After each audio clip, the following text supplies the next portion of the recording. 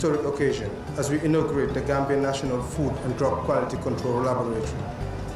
Today marks a major milestone in the journey of the Gambia to strengthen public health, consumer protection, and confidence in the safety of the products our people use every day.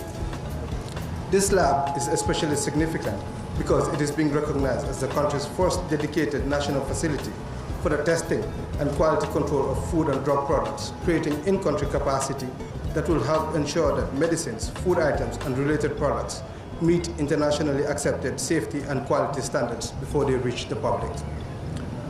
The tragic cases of acute kidney injury in children linked to contaminated cough and cold syrups remain fresh in our minds. The importance of this lab, therefore, cannot be overstated. A strong quality control system saves lives. It helps detect substandard and falsified products, supports timely regulatory action, strengthens market surveillance, and protects families from preventable harm. Developing national quality control capacity is therefore central to these efforts. By establishing and strengthening domestic testing capabilities, countries can reduce the dependence on foreign laboratories, shorten turnaround times, improve evidence-based decision-making, and enhance regulatory effectiveness. Building this capacity, however, also strengthens national resilience against health threats, supply chain disruptions, and emerging risks, while fostering sustainable expertise, infrastructure, and self-reliance within the health system. Your Excellency, this facility will reinforce the work of key national institutions responsible for medicine regulation, food safety, and public health. It will complement the mandate of the Medicines Control Agency to promote the quality, safety, and efficacy of medicines and related products, whilst also supporting the country's broader food safety architecture and commitment to science-based standards. In doing so, it strengthens the trust in our regulatory systems and contributes to a healthier and more secure nation. We commend the leadership of the Government of the Gambia through your leadership, Your Excellency, for prioritizing this investment in national health infrastructure. We acknowledge the dedication of the Ministry of Health, including the Projects Coordination Unit, and I'm pleased to see the presentation of the former Project Coordination Unit head, my venerable uncle, Uncle Mamjai, the World Bank Task Team, the design and supervision consultants, IDAM, and the contractor, Swami India International Limited, who helped bring this facility into being. Their collective efforts reflect a shared belief that quality assurance is not a luxury. It is a foundation of public trust and an essential pillar of universal health coverage.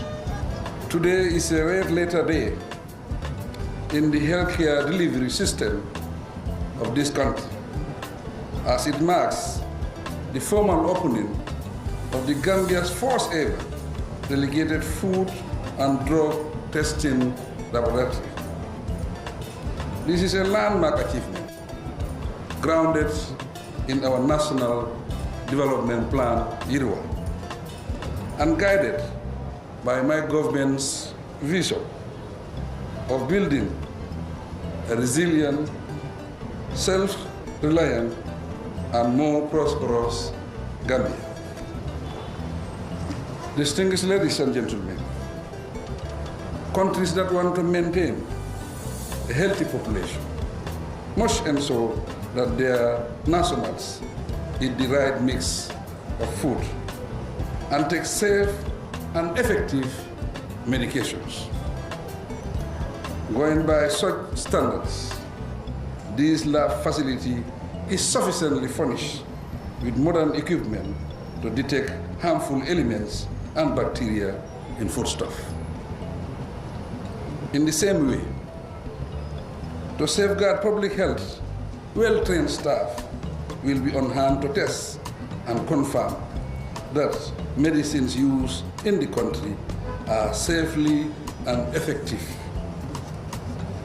For ages before the acute kidney injury, AKI, disaster in 2022 until now, we rely on test certificates from India and Ghana. Sometimes we waited for weeks for results of the sample tested abroad. Of course, our citizens pay dearly for that arrangement, as delays often cost lives and substandard medicines generally have negative consequences. This laboratory now empowers us not only to test and verify food items and medicines, but also act on our own terms in accordance with acceptable standards. With these advantages, the Food Safety and Quality Authority, the Medicine Control Agency, and other in-country regulatory bodies will be able to carry out their mandates more efficiently. And ladies and gentlemen, from now on, we must remove all unsafe food items from our markets and fake medicines from our medical facilities and pharmacies. To succeed, our health personnel must increase routine surveillance of foodstuffs and intensify testing of medicine across the regions of the country. To protect and save lives, let there be no compromise on our standards and regulatory frameworks. We urge the business community to appreciate that regulations are not barriers to success, but bridges.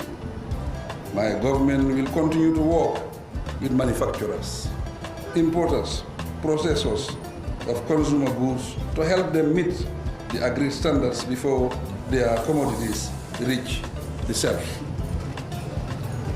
In compliance with international standards and to compete in ECOWAS member states and other global markets, the required food and drug testing services will be readily available and open for pre-market testing. Let me stress that the government will not tolerate substandard products. As a result, the Honorable Minister of Health and his team are tasked to secure the necessary accreditation status of the lab, register with the WHO National Control Lab Network, and train certified analysts and technicians for prompt service delivery. This lab is evidence of our belief that development must be people-centered. From this day on, it will serve as a tool for our scientists and a legacy for future generations, and a reassurance that whenever Gambians put their trust in us, we will deliver resoundingly. The tragic Aki incident that claimed the lives of our beloved children and shocked the nation 4 years ago exposed major weaknesses in our health system. It painfully reminded us that access to safe drug is a right and not a luxury. We have since resolved that Gambians will never again be exposed to similar tragedy.